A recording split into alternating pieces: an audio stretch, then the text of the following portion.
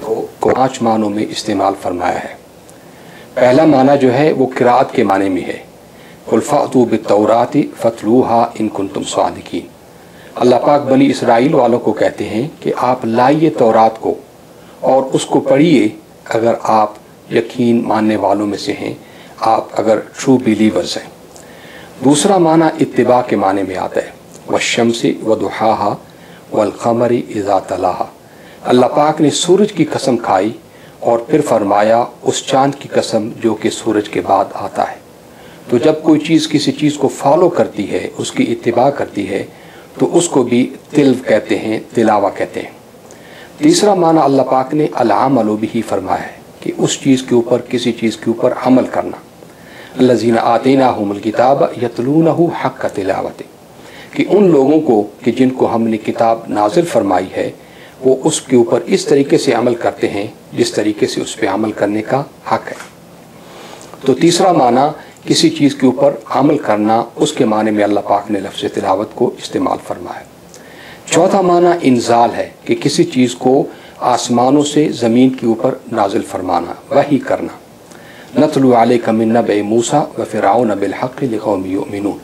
अल्लाह पाक फरमाते हैं कि मोहम्मद सल्लल्लाहु अलैहि वसल्लम, हमने आपके ऊपर मूसा अलैहिस्सलातु वस्सलाम और फ़िरऔन की कहानी को नाजिल फरमाया। और पाँचवा माना होता है रिवाया, कि जब कोई चीज़ किसी चीज़ से रिवायत की जाती है तो उसको भी तिलावा कुरानिक ज़बान में कहते हैं।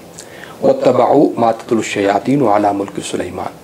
कि उन जादूगरों ने उन चीज़ों को फॉलो किया, उन चीज़ों की रिवायात की जो कि चंद शैतानों ने मुल्क सुलेमान से रिवायत की थी। तो पता चला कि लफ्ज़ तिलावत का कुरान मजीद ने 5 मानों में इस्तेमाल किया है। सबसे पहली बात तो यह है कि कुरान मजीद की तिलावत करना, उसको पढ़ना। दूसरी बात यह है कि तिलावत के बाद उसकी इत्तिबा करना, एक आयत के बाद दूसरी आयत को पढ़ना, यके बाद दीगरे पढ़ना। तीसरी बात यह है कि उसको उसके ऊपर अमल करना और ये समझते हुए अमल करना कि अल्लाह पाक का कलाम है, अल्लाह पाक ने आसमानों से उसको ज़मीन के ऊपर नाजिल फरमाया है। और चौथी बात यह है कि फिर इस कुरान मजीद को ख़ुद पढ़ के दूसरों को भी सिखाना, उसकी रिवायत करना, अपनी औलादों को सिखाना, बहन भाइयों को सिखाना, दूसरे लोगों को सिखाना। जो इंसान ख़ुद कुरान मजीद को समझता है, उस पर अमल करता है और दूसरों को सिखाता है, तो अल्लाह पाक के मीज़ान में उस जैसा कोई भी आदमी बराबर नहीं हो सकता। रसूलुल्लाह सल्लल्लाहु अलैहि वसल्लम का फरमान है कि खैरुकुम मन तअल्लमल कुरआन व अल्लमहु, तुम में से सबसे बेहतर इंसान वो है जो कि ख़ुद कुरान मजीद को सीखता है और दूसरों को सिखाता है। बल्कि एक हदीस पाक में तो ये भी आता है कि वो लोग जो कि कुरान मजीद को समझते हैं, कुरान मजीद को पढ़ते हैं और कुरान मजीद को प्रिजर्व करते हैं, यानी जो कुरान मजीद के एक्सपर्ट्स होते हैं, अल-माहिरु बिल कुरआनी मा सफरतिल किराम बररा, तो अल्लाह पाक के यहाँ उनका मनसब इतना ही अजीम शान होता है जितना कि बहुत ही नेकोकार और सबसे बुलंद मर्तबा फरिश्तों का होता है। उसी हदीस के अंदर अल्लाह के रसूल सल्लम आगे जाके फरमाते हैं, वल्लज़ी यक़रउल कुरआन व यततअतउ फ़ीही व हुव शाकुन अलैहि फलहु अजरान, कि वो आदमी जिसकी मादरी ज़बान अरबी नहीं हो और उसको कुरान मजीद के समझने में, पढ़ने में दिक्कत होती हो, लेकिन वो उस दिक्कत के बावजूद मेहनत करके कुरान मजीद को सीखता हो, तो उस बंदे को 2 अजर मिलेंगे, एक उसको कुरान मजीद के पढ़ने का और दूसरा उसके ऊपर मेहनत करने का। आप अंदाज़ा लगाइए कि हम वो लोग कि जिनकी मादरी ज़बान अरबी नहीं है और हमें मेहनत करना पड़ती है कुरान मजीद को पढ़ने में, सीखने में, हम लोगों का दर्जा अरबों से 2 गुना ज़्यादा होगा, क्योंकि हम अपनी तरफ से मेहनत करके, अपनी तरफ से कोशिश करके एक दूसरी लैंग्वेज को समझते हैं, सिर्फ इसलिए ताकि हम कुरान मजीद को पढ़ सकें और ताकि हम कुरान मजीद को समझ सकें। तो इसलिए ये याद रखिए कि वो लोग जिनकी मादरी ज़बान अरबी नहीं है, उन लोगों को डिस्करेज नहीं होना चाहिए, बल्कि उनको तो ज़्यादा मेहनत करनी चाहिए, क्योंकि उनकी मेहनत का अजर अल्लाह पाक उनको डबल रिवॉर्ड अता फरमाएंगे। और ये याद रखिए कि जो आदमी भी अरब हो या नान अरब, जिस आदमी ने भी कुरान मजीद को अच्छे तरीके से पढ़ना सीख लिया और उसको अच्छे तरीके से प्रोनाउंस करना सीख लिया और उस पर अमल करना सीख लिया, तो वो आदमी अल्लाह पाक का ख़ास बंदा हो गया। जैसे हदीस पाक में आता है कि अहलुल कुरान अहलुल्लाहि व खासतु, कि जो लोग कुरान मजीद को पढ़ते हैं جو اس کو سمجھتے ہیں, جو اس کے ساتھ محبت کرتے ہیں, وہ ان وے اللہ پاک کی فیملی بن گئے. اب آپ کو پتہ ہے کہ اللہ پاک کی نہ تو کوئی اولاد ہے نہ کوئی فیملی ہے, لیکن وہ اللہ پاک جیسے اللہ پاک نیکوکاروں کو پسند کرتا ہے, تو سب سے زیادہ جن لوگوں کو اللہ پاک پسند فرماتا ہے اور ان کو اپنا اہل قرار دیتا ہے وہ لوگ ہیں جو کہ قرآن مجید کے ماہر ہیں. تو یہ یاد رکھیے کہ اگر آپ اللہ پاک کے خاصات میں شامل ہونا چاہتے ہیں, اللہ پاک کے سب سے زیادہ مقرب ہونا چاہتے ہیں اور اللہ پاک کی مدد کے سب سے زیادہ مستحق ہونا چاہتے ہیں, تو اس قرآن مجید کو سمجھیے اور اس قرآن مجید کو ریگولرلی پڑھنا شروع کیجیے. آج کل مسئلہ اتنا بن گیا ہے کہ ہم ہوں یا ہماری اولاد ہوں, ہم لوگ قرآن مجید کی طرف توجہ نہیں دیتے. خود ہماری صورتحال یہ ہوتی ہے کہ ہم قرآن مجید کو پڑھتے وقت غلطیاں کرتے ہیں. ہم جب عربی زبان میں قرآن کو پڑھتے ہیں تو ہا کو خا کے ساتھ ملا دیتے ہیں, سین کو صاد کے ساتھ ملا دیتے ہیں, غال کو زا کے ساتھ ملا دیتے ہیں, اور پروننسیشن ایسی کرتے ہیں کہ بعد دفعہ قرآن مجید کے الفاظ کے معنی تبدیل ہو جاتے ہیں. میں نے کتنی ہی دفعہ سنا ہے لوگوں کو سورۃ الفاتحہ میں غلطیاں کرتے ہوئے. بعد دفعہ لوگ پڑھتے ہیں الحمدللہ رب العالمین, اصل میں لفظ ہے الحمدللہ رب العالمین, وہاں پہ ہا ہے, خا نہیں ہے. لیکن جب انسان الحمد پڑھتا ہے تو اصل میں انسان کہہ رہا ہوتا ہے کہ ساری تعریفیں رب العزت کے لیے ہیں جو کہ دونوں جہانوں کا مالک ہے اور بادشاہ ہے. لیکن جب انسان الحمد کہتا ہے,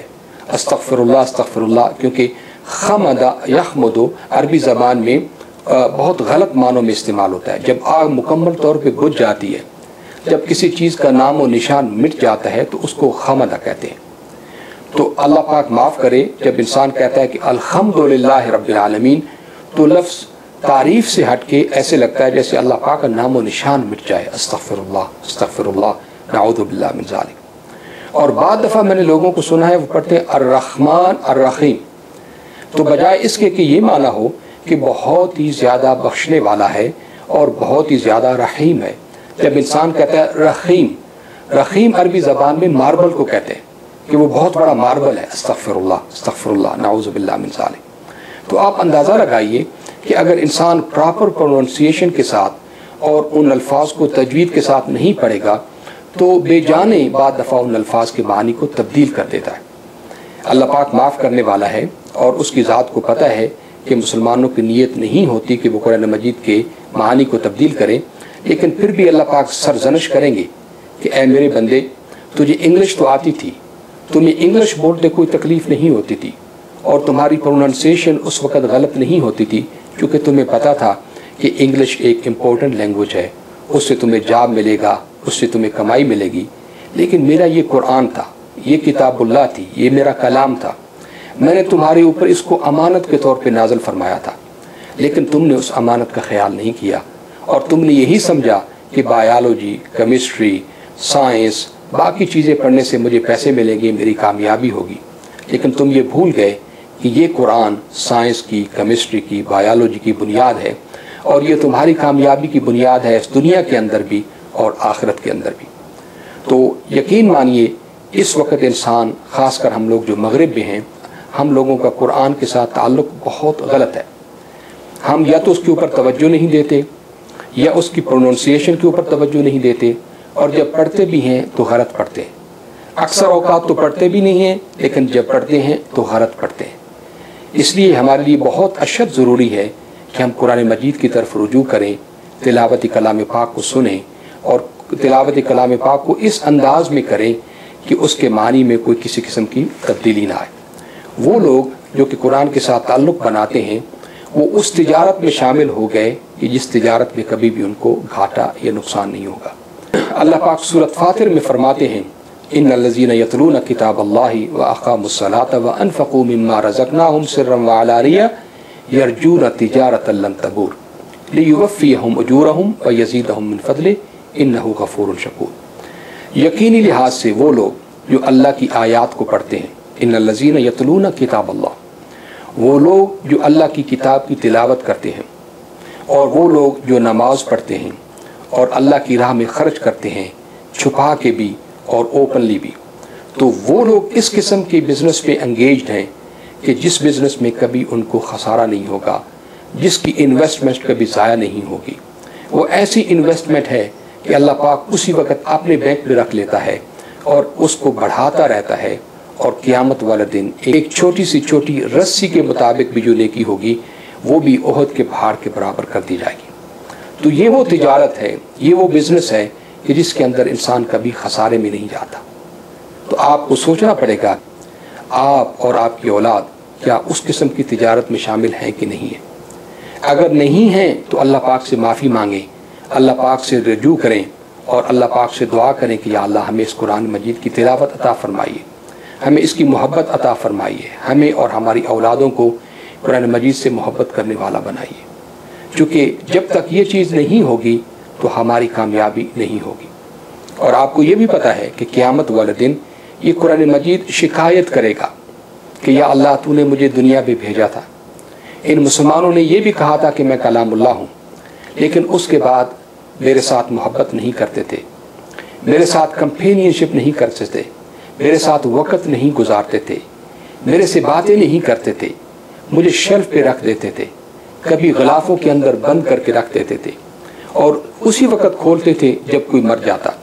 اس کے علاوہ کبھی انہوں نے مجھے کمپینین شپ نہیں دی یا میرے ساتھ وقت نہیں گزارا۔ اور قرآن مجید کی شکایت کی وجہ سے اور اللہ کے رسول صلی اللہ علیہ وسلم کی شکایت کی وجہ سے اللہ پاک انسان کو بالکل مکمل طور پہ بلا دیں گے اور کہیں گے کہ چلا جا میری رحمت سے، تو نے میرے کلام کا احترام نہیں کیا، تو نے میرے قرآن کا احترام نہیں کیا، تو آج میں تیرا احترام نہیں کروں گا۔ اللہ پاک سورۃ الفرقان میں بتاتے ہیں کہ قیامت والے دن انسان اپنے دونوں ہاتھوں کو کاٹ رہا ہوگا۔ وَيَوْمَ يَعُضُّ الظَّالِمُ عَلَى يَدَيْهِ يَقُولُ يَا لَيْتَنِي اتَّخَذْتُ مَعَ الرَّسُولِ سَبِيلًا۔ انسان کہے گا کہ اے کاش میں نے اللہ کے رسول صلی اللہ علیہ وسلم کی اتباع کی ہوتی، یا ویلتا لیتنی لم اتخذ فلانا خلیلا، اے کاش کہ میں نے فلاں آدمی کو دوست نہ بنایا ہوتا، لقد اضلنی عن الذکر بعد اذ جاءنی وکان الشیطان للانسان خذولا، میری اس کمپنی نے مجھے اللہ پاک سے دور کر دیا، مجھے اللہ کے رسول صلی اللہ علیہ وسلم کی سنت سے دور کر دیا، مجھے اللہ پاک کے قرآن سے دور کر دیا۔ وہ پارٹی، وہ دوست موویوں کی باتیں کرتے تھے، میوزک کی بات کرتے تھے، سیاست کی بات کرتے تھے، غیبت کرتے تھے، انٹرٹینمنٹ کی بات کرتے تھے، لیکن کبھی قرآن مجید کی بات نہیں کرتے تھے، بلکہ جب کبھی بھی قرآن کی بات ہوتی تو سر نیچے کر کے بیٹھ جاتے جیسے ان کا کوئی قرآن کے ساتھ تعلق ہی نہیں ہے، اور جو ہی قرآن کی بات ختم ہوتی تو پھر ان کی باتیں اور ان کی ڈسکشن اور ان کے ڈیبیٹ شروع ہو جاتے۔ اسی طریقے سے انسان کو بہت حسرت اور ندامت ہوگی کہ میں ٹی وی کے اوپر اتنے گھنٹے گزارتا رہا، میں ریڈیو کے اوپر اتنے گھنٹے گزارتا رہا، انٹرنیٹ کے اوپر اتنے گھنٹے گزارتا رہا، لیکن میں نے اللہ کے کلام کے ساتھ وقت نہیں گزارا۔ اور پھر اللہ کے رسول صلی اللہ علیہ وسلم مسلمان کے خلاف اللہ کی درگاہ میں پلی کریں گے، وقال الرسول یا رب ان قوم اتخذوا هذا القرآن مہجورا، یا اللہ مجھے اس امت سے کوئی تعلق نہیں ہے، مجھے ان افراد سے کوئی تعلق نہیں ہے، یہ میرے امتی نہیں تھے، چونکہ میں نے مرتے وقت بھی ان کو کہا تھا کہ یہ کتاب اللہ اور میری سنت کو فالو کرنا، میں ان کے پاس امانت کے طور پہ قرآن کو چھوڑ کے آیا تھا، انہوں نے اس امانت میں خیانت کی، انہوں نے اس قرآن کو ترک کر دیا، چھوڑ دیا، اکیلے چھوڑ دیا۔ تو جس طریقے سے انہوں نے قرآن مجید کو اکیلے چھوڑ دیا، یا اللہ آج ان کو بھی تو اکیلا چھوڑ دے، اور اس کی وجہ سے، قرآن کی وجہ سے، اللہ کے رسول صلی اللہ علیہ وسلم کی پلیڈنگ کی وجہ سے وہ انسان جہنم میں چلا جائے گا۔ تو اس آیت کو ہمیشہ اپنی ڈائری میں لکھ لیجئے، یاد رکھیے، وقال الرسول یا رب ان قوم اتخذوا هذا القرآن مہجورا، کہ کہیں ایسا تو نہیں ہو رہا